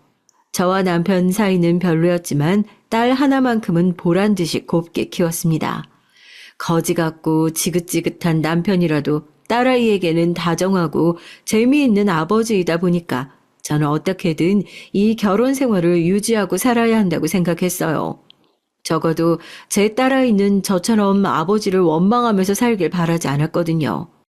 그래서 저는 딸아이 앞에서는 항상 행복한 척 하며 살았습니다. 남편과도 싸우지 않기 위해서 노력하면서 살았고요. 그러니 자연스레 제가 많이 참고 살 수밖에 없었죠. 하지만 제가 참으면 참을수록 남편은 점점 더 도가 지나쳤습니다. 월급 받았지? 나 잠깐 나갔다 올게. 돈 좀 줘봐. 월급 받으면 뭐해요? 나갈 데가 얼마나 많은데. 돈 필요하면 당신이 나가서 벌어와요. 이 옆에 언니가 쥐꼬리만한 돈 좀 벌어온다고 어디서 유세요? 빨리 돈 안 내놔? 내가 자꾸 돈 가지고 이렇게 치사하게 굴면 내가 장인한테 가서 돈 달라고 할 수밖에 없어. 아버지가 그렇게 호락호락해 보여요? 우리 아버지 돈 달란다고 아무한테나 돈 주고 그런 호구 아니에요. 내가 왜 아무나야? 대단하신 우리 장인의 하나뿐인 사위인데. 남편은 아무래도 제 친정 배경만 보고 냅다 저와 결혼한 것 같았습니다.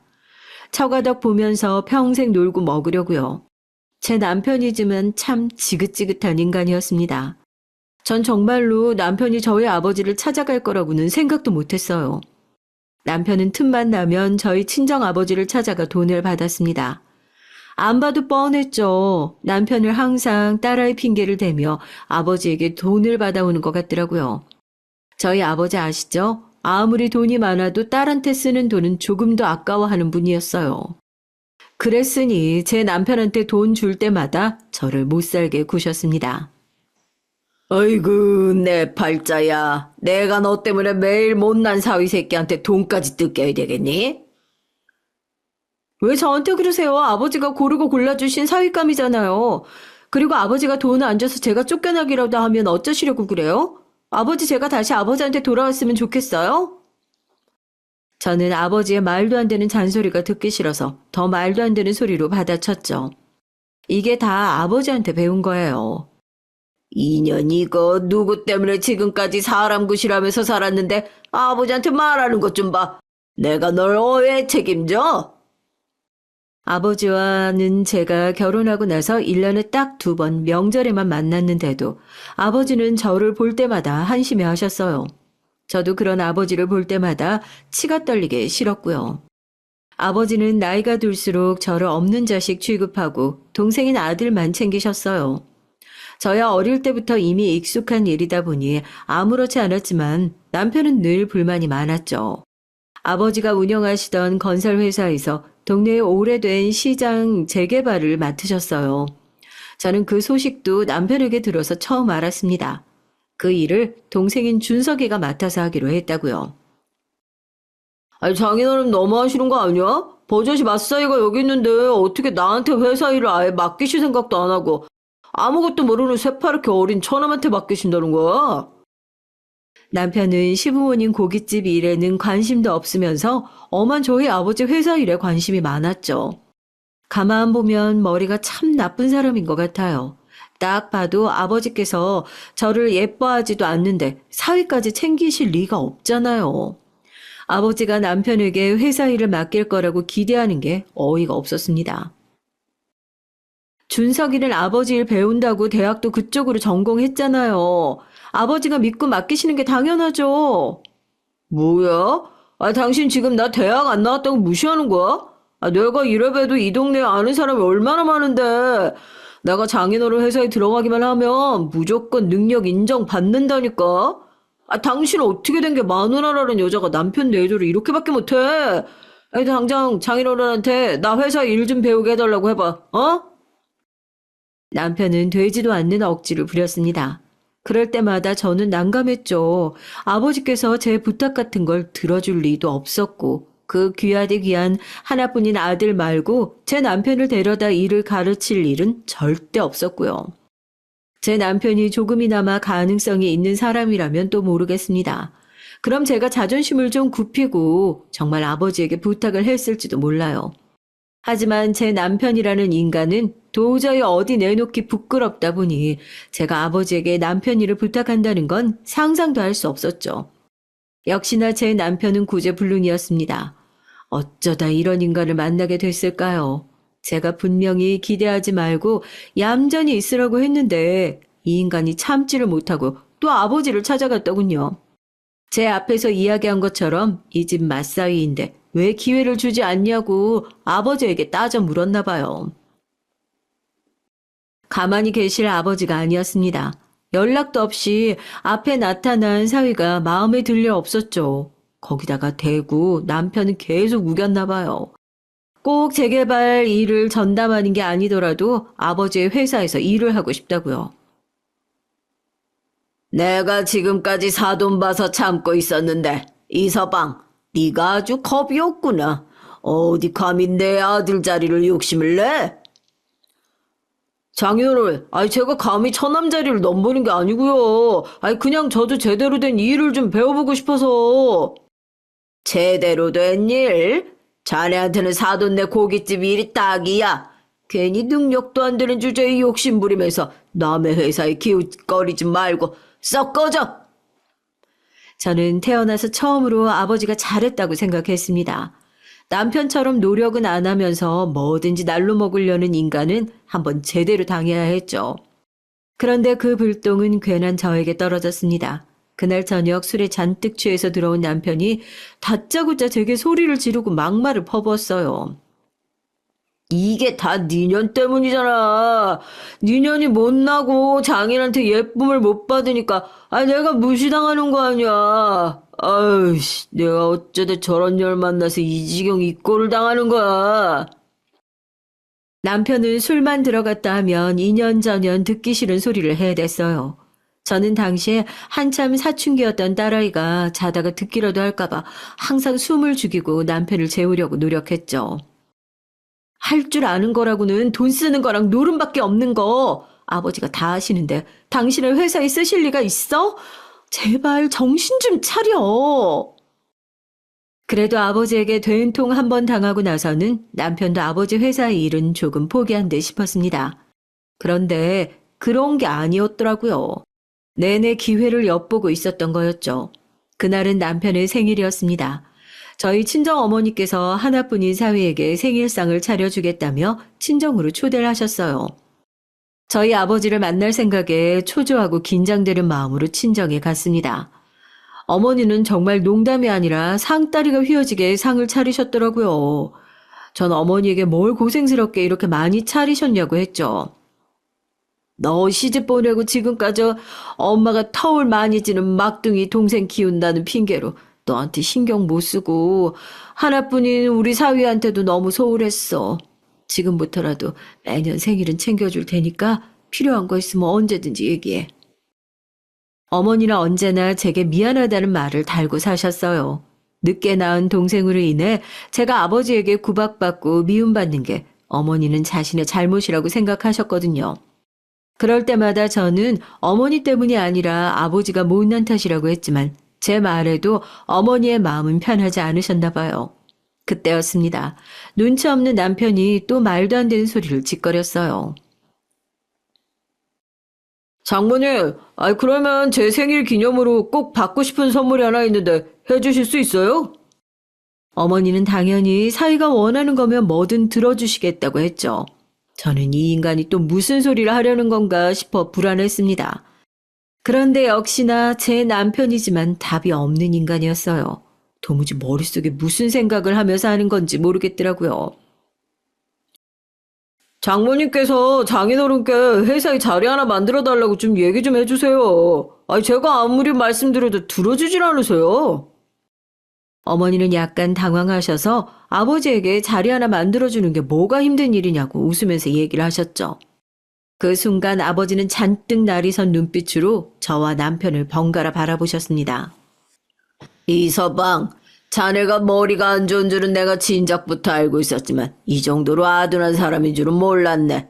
내가 분명 자네한테 알아듣게 말하지 않았어. 내 회사는 무조건 내 아들한테 물려줄 거라고. 여보, 가족끼리 왜 그런 소리를 하세요? 사위랑 아들이랑 같이 서로 도우면서 일하면 더 좋죠. 맞습니다, 장모님. 당신이 사업에 대해서 뭘 알아? 내가 사람 보는 눈 하나는 정확한 사람이야. 이서방은 절대 남을 위해서 희생하면서 일할 관상이 아니야. 남의 거 뺏지 않으면 다행이지.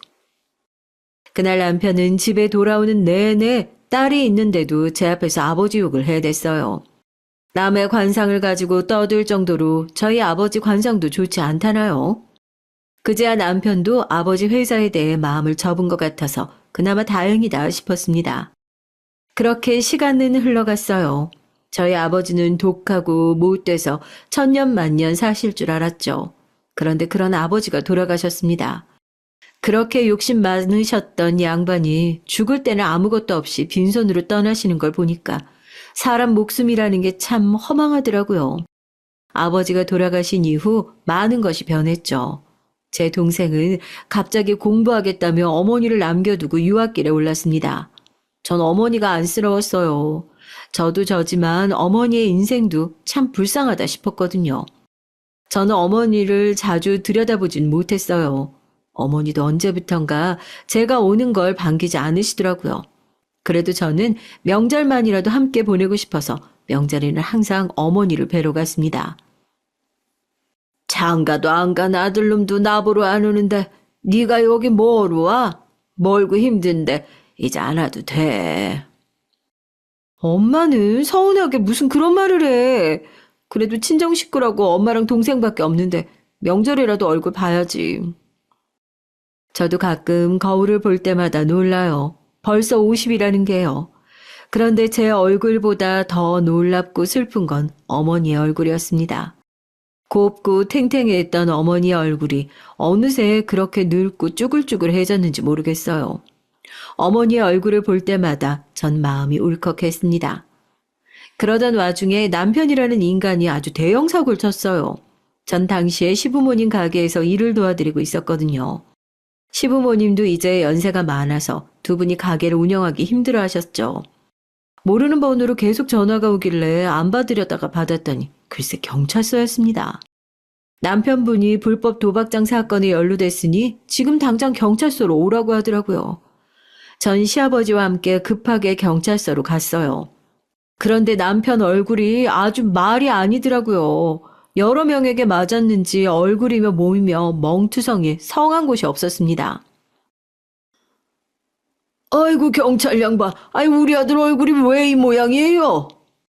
시아버지는 50도 한창 넘은 아들 얼굴을 보자마자 안쓰러워서 난리가 나셨어요. 저는 사실 놀랍지도 않았습니다. 또 어디서 도박하다가 싸움 붙어서 한바탕을 했을 게 뻔하니까요. 역시나 제 생각이 맞았습니다. 불법 카지노처럼 된 도박장에 간 남편은 함께 도박한 일행에게 당한 거였어요.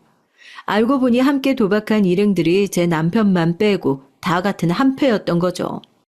여러 명이 제 남편을 속이겠다고 처음부터 작정하고 사기 도박을 한 거였어요. 연거푸 돈을 잃은 남편이 중간에 눈치를 채고 판을 뒤집고 난리를 치니까 이 사기꾼들이 단체로 남편을 때렸다네요.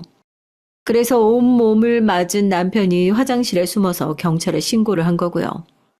현장에 출동한 경찰들은 싸움도 싸움이었지만 현장 자체가 판돈이 오고 간 불법 도박장이었기 때문에 바로 현장에 있던 일행들을 다 잡아온 거라네요. 다행히 그날은 조사만 받고 경찰서에서 금방 풀려났습니다. 하지만 전 남편이 너무 한심했어요. 시아버지도 마찬가지였고요. 너는 도대체 언제 정신 차릴래? 내가 너 때문에 우리 며느리랑 손녀 보기가 부끄러워 죽겠다. 이제 그놈의 노름에서 손 떼고 가게 나와서 일이나 해. 뜨거운 불 앞에서 고기 굽는 건 죽어도 싫다니까요. 멍청한 년. 너는 경찰서에 혼자 하면 될 걸 굳이 왜 늙은 아버지까지 끌고 오고 난리야. 남편 망신당하는 걸 꼭 시아버지한테 보여야 속이 시원하겠냐? 너 이 새끼 어디서 감히 마누라한테 연소리를 해. 너 내가 그렇게 가르쳤어? 다 늙어서 어디 한번 아버지한테 맞아볼래? 시아버지는 제게 너무 미안해 하셨어요. 하지만 저는 하도 많이 듣고 당해서 그런지 아무렇지도 않더라고요. 오히려 남편 말대로 괜히 마음 약하신 시아버지를 모시고 왔나 싶더군요. 됐어요, 아버님. 하루 이틀 일도 아닌데요, 뭐. 당신 한 번만 더 이런 일 있으면 당신 딸한테 다 말해버릴 거니까 이제 제발 좀 정신 차려요. 뭐야? 내 딸한테 괜한 소리만 했단 봐. 내가 너 가만히 안 둬? 못난 남편 길들이는 방법은 이미 알고 있었습니다. 이 인간이 철은 없어도 딸이라면 아주 끔찍했어요. 혹여나 딸이 아버지가 경찰서에 갔다 온 사실을 알게 될까봐 제게 입단속을 시켰습니다. 저는 아버지가 돌아가셨다는 사실을 깜빡 잊고 살 정도로 정신없이 살았어요. 철딱선이 없는 남편 뒤치다꺼리에 하루아침에 혼자가 된 어머니가 신경 쓰였죠. 어느 날이었습니다. 집에서 텔레비전을 보는데 갑자기 뉴스 속보가 나왔어요. 지방에 비가 많이 와서 곳곳이 침수되고 산사태 위험이 있다는 뉴스였죠. 자세히 보니까 저희 어머니가 계시는 친정에서 가까운 곳이더라고요. 전 걱정되는 마음에 곧바로 어머니에게 연락을 드렸죠. 집도 워낙 오래된 집이라 괜찮을까 싶더라고요. 핸드폰을 들고 있는 내내 마음 졸였습니다. 어머니께서 전화를 안 받는 게 너무 무서웠어요. 그런데 계속 통화가 안 되더라고요. 너무 걱정이 됐습니다. 갈 때마다 귀찮게 뭐하러 오냐고 하시긴 했지만 그래도 제가 전화하면 꼬박꼬박 받으셨거든요. 저는 고민할 거 없이 곧바로 친정집으로 내려갔어요. 그런데 제 예상이 맞았습니다. 글쎄 그 오래된 집에 빗물에 토사가 밀려서 들어와서 쑥대밭이 되어 있더라고요. 다행히 집안에는 아무도 없었어요. 저는 동네를 뛰어다니며 어머니 소식을 아시는 분이 있는지 알아보러 다녔습니다. 다행히도 우연히 만난 동네분에게 비 피해로 대부분의 동네 주민들이 마을회관에 모여있다는 얘기를 들었어요. 저는 곧바로 마을회관으로 달려갔죠. 다행히도 그곳에 어머니가 계셨습니다. 저는 어머니를 보자마자 하마터면 눈물을 쏟을 뻔했어요. 이 난리가 났는데 한시라도 빨리 자식들한테 전화를 해야지. 왜 이런 데서 이러고 있어요? 아이고, 다들 바쁜데 뭐하러 연락을 해. 바쁘긴 뭐가 바빠요. 하나밖에 없는 어머니가 이 지경인데 바빠도 와야지. 내가 부모라고 너한테 해준 게 뭐가 있다고 염치 없게 신세를 져. 내 걱정하지 말고 얼른 집에 가. 내가 어떻게 혼자 집에 가요? 빨리 들어가서 짐 가지고 나와요. 나랑 같이 우리 집으로 가게 해.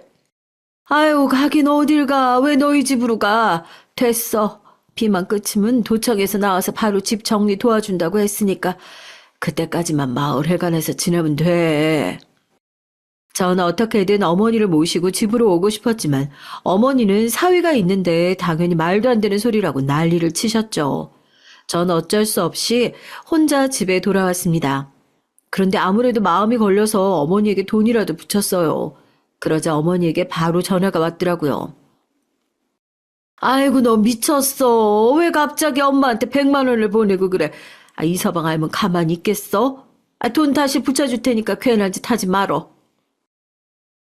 엄마나 좀 그만해요. 당연히 이 서방 보내주라고 해서 보내준 거니까. 그러지 말고 그냥 써요. 괜히 돈 아낀다고 아무거나 먹지 말고 따뜻하고 맛있는 거 사드시고요. 저는 속상하다 못해 화가 났습니다. 젊어서는 그렇게 남편 눈치를 보고 사시더니만 이제는 하다하다 사위 눈까지 보시니 저도 모르게 욱하더라고요. 그래서 제 남편도 알고 있다고 거짓말을 했죠. 그제야 어머니 마음이 조금이나마 편하실 것 같아서요. 어머니 성격에 남편 몰래 드리는 돈이라고 하면 절대 받을 리가 없으니까요. 저는 굽은 등으로 절뚝거리며 마을회관 안으로 들어가는 어머니의 뒷모습이 한참 동안 잊히질 않았습니다. 그날 밤은 밤새도록 속상한 마음에 잠을 한숨도 자지 못했어요. 그런데 예상치도 못한 일이 벌어졌습니다. 다음날 제가 집에 들어갔더니 거실에 제 짐을 누가 다 던져놨더라고요. 그 모습에 놀라서 설마 도둑이라도 들었나 싶었습니다. 그런데 그 순간 남편이 씩씩거리면서 방에서 나왔어요. 이 여우 같은 년이 감히 너희 집구석에 돈을 보내? 네가 그러고도 무사할 줄 알았어? 남편은 어떻게 알았는지 제가 어머니에게 돈 봉투를 주고 온 걸 알고 있더라고요. 애초에 당신 돈도 아닌데 내가 친정에 돈을 주든 말든 무슨 상관이야? 뭐야? 이 옆에 내가 미쳤나? 내가 돈 내놓으라고 할 땐 돈 없다고 딱 잡아떼더니만 어디서 돈이 나서 100만 원이나 친정에 빼돌려? 남편은 제가 100만 원을 보낸 것까지 알고 있었습니다. 아, 이제 알겠다. 네가 매일 돈 없다고 징징댔던 게 돈 버는 족족 친정에다 퍼다 날라서 돈이 없는 거였구나. 내가 이럴 줄 알았어. 장인어른이 죽으면서 재산 다 처남한테 줬지? 그래서 이게 지 엄마 버리고 외국으로 도망간 거였어? 못나도 너무 못난 남편은 이제 하다하다 의심병까지 생겼는지 있지도 않은 일까지 의심하며 사람을 들들 볶더군요.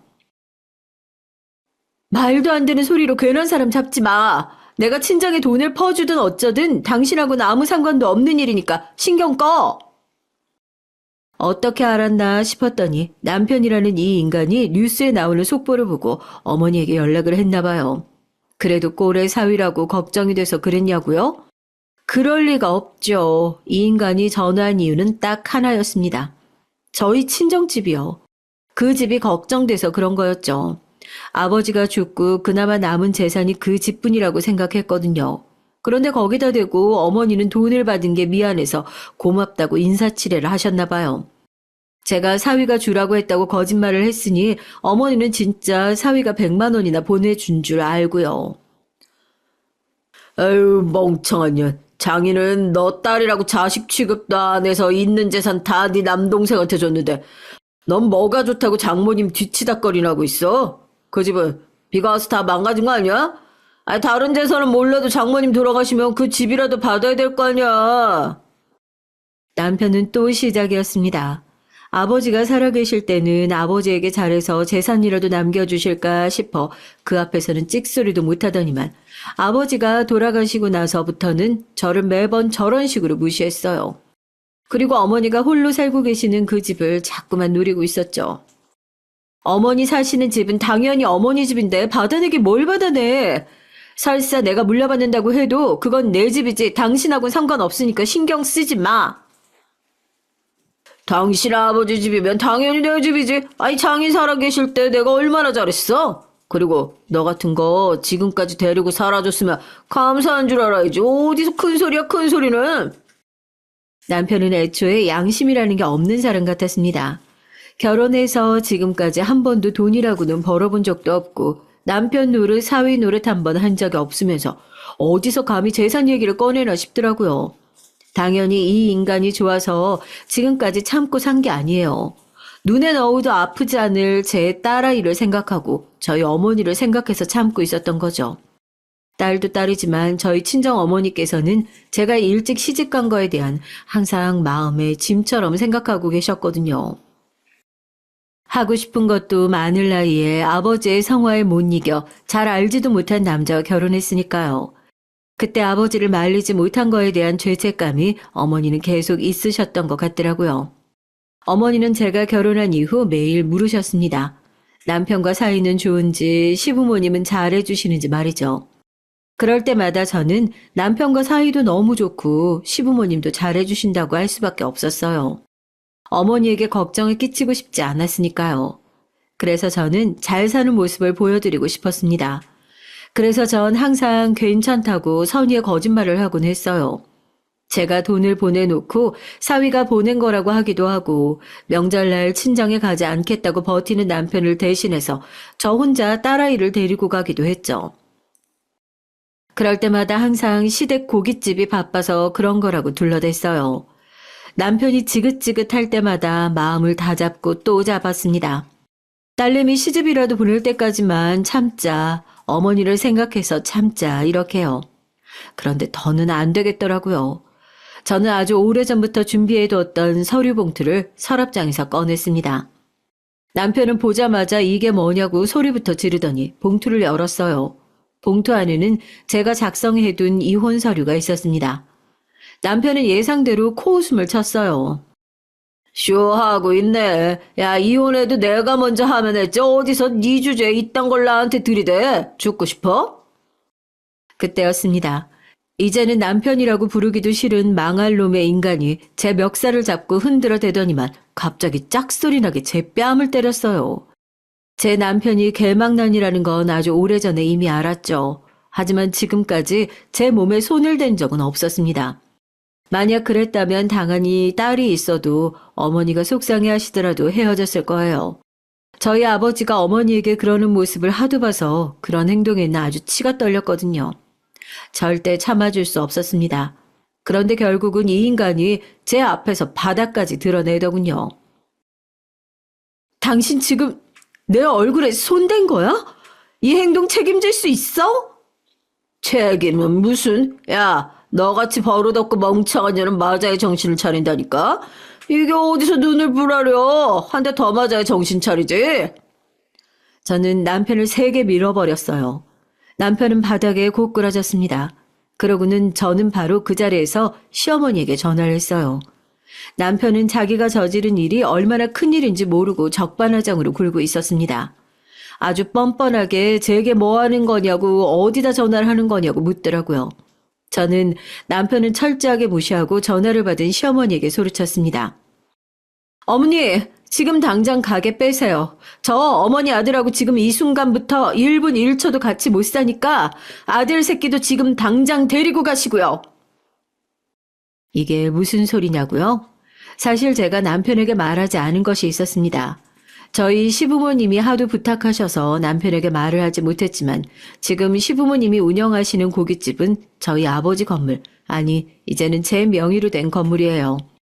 저희 아버지가 돌아가시기 직전에 시댁이 사정이 좀 있었어요. 시부모님 가게에서 일하던 직원 하나가 시아버지 이름을 도용해서 가게를 팔아버리고 돈을 가로채 도망가버린 사고였습니다. 당시 시부모님은 너무 억울해서 경찰서며 변호사 사무실이며 돌아다니라 정신이 없으셨죠. 저도 마찬가지였고요. 그때 남편은 뭘 하고 있었냐고요? 한심하게도 매일같이 노름에 빠져서 허우적거리고 있었죠. 그때 도와주신 게 저희 아버지였습니다. 고깃집 문 닫기 바로 직전에 가게를 아버지가 가지고 있던 건물로 이전해 주셨어요. 돈 한 푼도 받지 않고요. 그 이후에도 세도 거의 받지 않다시피 해서 다시 가게를 일으키실 수 있게 해주셨습니다. 그리고 아버지가 돌아가실 때쯤 저에게 그 건물을 증여해 주셨어요. 저 같은 건 자식으로도 생각도 안 하시던 아버지가 어떻게 그러실 수 있었냐고요? 사실은 제가 말하자는 것이 하나 더 있습니다. 아버지가 돌아가신 이유에 대해서요. 애틋했던 저와 어머니의 사이가 전과 다르게 멀어지게 된 이유도 바로 그 이유에서였습니다. 어머니가 저를 볼 낯이 없다며 내내 저를 외면하며 사신 이유도 마찬가지고요. 아버지께서는 가난 말기셨어요. 뒤늦게 발견해서 수술 말고는 방법이 없었죠. 병원에서는 가족들 모두가 검사를 받아야 한다고 해서 검사를 받으러 갔는데 이상하게도 어머니께서 준석이는 절대 안 된다고 난리를 치셨습니다. 그때 저는 처음으로 어머니에게 서운했어요. 전 당연히 검사를 했는데 준석이는 아무 이유도 없이 무조건 안 된다고 하셨으니까요. 그런데 저희 아버지 아시죠? 세상에서 가장 이기적이고 자기밖에 모르는 노인네요. 그러다 보니 아무리 귀한 아들이라도 무조건 검사를 받으라고 했죠. 지금 당장 본인 수술이 급하셨으니까요. 그런데 아버지의 병이 아니었다면 평생 밝혀지지 않았을 일이 밝혀지고 말았습니다. 아버지는 A형, 어머니는 O형이었고 저는 A형이에요. 그런데 제 동생 준석이가 B형이었습니다. 어머니는 어떻게든 그 사실을 덮으려고 하셨던 것 같아요. 하지만 눈치가 빠른 아버지가 뭔가 이상하다 싶었는지 준석이를 데리고 따로 검사를 다시 하셨더라고요. 혈액형뿐만이 아니라 아예 유전자 검사까지 말이죠. 평생을 누구보다 아끼고 귀하게 여겼던 아들이 아버지 자식이 아니었던 겁니다. 그 충격의 여파는 어마어마했어요. 아버지는 어머니와 동생을 쫓아내겠다고 난리를 치셨죠. 천박해도 이런 천박한 년이 있나. 네가 감히 나를 능멸하고 배신을 해놓고 마치 아무 일도 없었던 것처럼 가증스럽게 내 옆에 붙어 있었어? 이 더러운 년. 지금 당장 저 거지 같은 네 새끼 데리고 썩 나가. 아버지, 왜 그러세요? 저예요. 아버지 하나밖에 없는 준석이요. 저 버리지 마세요. 아버지, 제발요. 아버지는 피도 눈물도 없는 분이었습니다. 그렇게 평생을 곁에 끼고 예뻐서 어쩔 줄 모르던 아들을 단번에 내쳐버렸죠. 그래도 30년 가까이 키워온 자식인데 자신의 핏줄이 아니라는 이유를 알자마자 얼굴도 한번 보지 않으시고 내쫓아버렸습니다. 더 놀라웠던 건 그런 와중에도 아버지는 곧바로 재산 정리부터 하셨어요. 그 폭풍 속에서 혜택을 받은 건 본의 아니게 제가 됐죠. 집과 건물, 땅까지 싹 다 아버지는 제게 물려주겠다 유언장을 쓰셨고요. 당시 제 간이 아버지의 간과 가장 잘 맞아서 제가 아버지에게 간을 이식해드려야 하는 상황이었거든요. 아버지는 난생 처음 저에게 잘 해주셨습니다. 은주야, 나한텐 너밖에 없어. 내 딸 은주. 내가 진작 너한테 잘해줬어야 했는데 이 못난 애비가 미안하구나. 제발 용서해다오. 저는 아이러니했습니다. 지금까지 제 팔자가 이 모양 이 꼴인 건 분명 아버지 탓이었어요. 어릴 때부터 저를 항상 힘들게 한 것도 아버지였고요. 지금까지 저를 힘들게 하는 남편을 만나게 한 것도 아버지였으니까요. 그런데 아버지가 가장 치욕스러운 배신을 당하고 죽음의 문턱에 선 순간 아버지에게 가장 필요로 한 게 저라는 사실이 정말이지 기가 막혔어요. 인생이란 정말 한 치 앞도 모르는 거더군요. 그런 난리가 이어지던 중에 아버지는 수술도 받지 못하신 채 병원에서 돌아가시고 말았습니다. 전 정말이지 너무 허망해서 마음이 이상했어요. 눈물이 날 줄 몰랐는데 장례식장에서 눈물이 펑펑 쏟아지긴 하더라고요. 핏줄이란 참 이상했습니다. 물론 아버지를 평생 미워했지만 이런 식으로 돌아가시길 바란 적은 한 번도 없었으니까요. 당시의 자세한 사실을 남편이 알게 되면 안 된다고 생각했어요. 제가 평생 제 동생이라고 생각했던 아이가 의붓 동생이라는 사실도 당연히 말하지 않았고 아버지가 제게 모든 재산을 남겼다는 사실도 말하지 않았습니다. 그 사실을 알면 절대 가만히 있을 사람이 아니니까요. 딸아이가 시집 갈 때까지만 참고 살자 싶었습니다. 그리고 조금 시원했던 게 제 나름 남편에게 복수하고 있다는 쾌감도 들었고요. 그리고 아버지에게 제대로 된 사과도 받지 못한 상태에서 어쩌다 재산 좀 받았다고 해서 지금 당장 그 돈으로 잘 먹고 잘 살면 하늘에서 아버지가 당신을 제가 다 용서하겠다고 착각하실까봐 그 돈은 쓰고 싶지 않더라고요. 저는 오랫동안 가족들을 모두 속인 어머니보다 아버지를 더 용서하지 못하고 있으니까요. 그렇게 해서 제가 시부모님이 운영하는 가게의 건물주가 되게 된 거예요. 예상대로 남편은 난리가 났습니다. 제 앞으로 재산이 그 정도로 많을 줄은 당연히 상상도 못했으니까요. 남편은 멍청해도 너무 멍청했어요. 바로 조금 전에 제 뺨을 날릴 땐 언제고 금세 태세 전환을 하더니 바닥에 무릎까지 꿇었어요. 제가 지금 와서 싹싹 빌면 마음이 바뀔 줄 알았나 봅니다. 아주 손이 발이 되게 빌더라고요. 여보, 우리 지금까지 자식 낳고 산 세월이 몇 년인데 서운하게 그래. 내가 지금까지 당신한테 실수한 거 너무 미안해. 내가 다 잘못했어. 아까 내가 때린 것도 너무 아팠지. 내가 앞으로 당신 옆에서 평생 사죄하는 마음으로 잘할게. 내가 당신 건물 관리도 잘할 테니까 걱정하지 마. 개소리 하고 있네. 내가 당신한테 그딴 말 같지도 않은 소리 듣겠다고 시어머니한테까지 전화했겠어? 나 진심이야. 당신 당장 가게 빼고 안 나가면 강제로 뺄 거니까 알아서들 해. 지금까지 제가 마음이 약해도 너무 약했습니다. 남편이 너무 미워서 하루에도 몇 번씩 시부모님에게 나가라고 소리치고 싶었지만 시부모님 사정 뻔히 다 아는데 매몰차게 그럴 수가 없었어요. 제 딸아이의 할머니이자 할아버지이기도 하니까요. 그런데 이제 정말 제게도 한계가 왔는지 더는 참아줄 수가 없더라고요. 저는 그날 바로 남편을 집에서 내쫓아버리고 부동산의 가게를 임대로 내놔버렸어요. 사실 지금까지도 제대로 된 임대료나 보증금을 받고 가게를 빌려준 것도 아니었기 때문에 언제 내보내도 상관없었습니다. 저는 그날 이후로 시부모님의 전화도 남편의 전화도 당연히 받지 않았어요.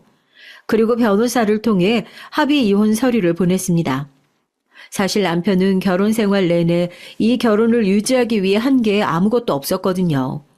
그래서 이혼은 생각보다 간단했어요. 지금까지 제가 왜 망설였나 싶을 정도로요. 자식은 이미 성인이니 양육권도 문제가 없었고 재산도 다 저희 아버지 명의의 재산이었기 때문에 모두 다 제 것이었습니다. 남편이 소송을 제기할 수도 있다는 가능성은 생각하고 있었지만 남편이 그 정도로 멍청하진 않았는지 아직까진 잠잠해요. 사실 딸아이가 남편에게 액션을 하나 취하긴 했더라고요. 아빠, 만약에 엄마랑 조용히 합의 이혼 안 해주면 나중에 나 시집 갈 때 결혼식장에 아예 못 올 줄 알아? 못난 인간이 그래도 자식이라면 끔찍해서 무섭긴 했나 보더라고요. 저는 이혼을 하고 나니까 너무 편해요. 평생 가슴 한구석이 꾹 막힌 것 같았는데 속이 다 뻥 뚫린 것 같았습니다. 저는 지금까지처럼 살고 싶지 않았어요. 딸아이도 성인이고 저도 모두에게 할 만큼 다 했죠. 이제는 불쌍한 저에게 보답을 좀 해주고 싶었습니다. 아버지가 너무 싫어서 아버지의 돈으로 편하게 살고 싶지 않았지만 지금은 제게도 그럴 자격이 있다고 생각이 듭니다. 그날 이후 어떻게 됐냐고요? 저는 곧바로 고향으로 내려가 수해복구 작업부터 도왔죠. 어머니는 그러는 와중에도 제 눈치만 보셨고요. 제가 하는 대로 지켜만 보고 계셨죠. 제 눈에는 어머니가 안쓰럽기만 했습니다. 동생은 아버지가 돌아가시기 전 본인의 출생의 비밀에 대해 알자마자 어머니를 원망하며 유학을 핑계로 집을 나가버렸어요. 벌써 몇 년째 연락이 되질 않아요. 어머니가 다른 남자와의 사이에서 동생이 생겨 나왔다는 게 저는 지금까지도 믿기질 않습니다. 어머니처럼 소심하고 약한 분이 어떻게 그런 대범한 일을 저질렀을까 싶거든요. 하지만 같은 여자로서 이해는 해요. 아버지 같은 사람과 산다는 게 쉽지 않다는 걸 누구보다 제가 가장 잘 아니까요. 어머니는 지금까지 저와 동생에게 항상 미안한 마음으로 사셨어요. 저는 제게 어머니를 미워하고 원망할 자격이 없다고 생각합니다. 전 어느 때보다 지금이 어머니가 가장 필요했으니까요. 전 아버지가 남겨주신 땅에 새로 집을 짓고 있어요. 저와 그리고 어머니, 제 딸아이까지 3대가 함께 살 집이요. 언젠가 제 딸아이에게 사랑하는 사람이 생기면 언제든 떠날 수 있고 제 동생이 언제든 이 집에 돌아오겠다고 하면 언제든 환영해 줄 수 있는 그런 안익한 집을 지을 생각입니다. 그게 제가 아버지와 전 남편에게 할 수 있는 복수라면 복수죠. 전 어느 때보다 지금이 행복해요. 여러분도 언제나 자신이 원하는 방향으로 길을 잡고 가다 보면 마음의 행복이 찾아오실 거라고 생각해요. 제 기나긴 얘기 들어주셔서 다시 한번 감사드립니다.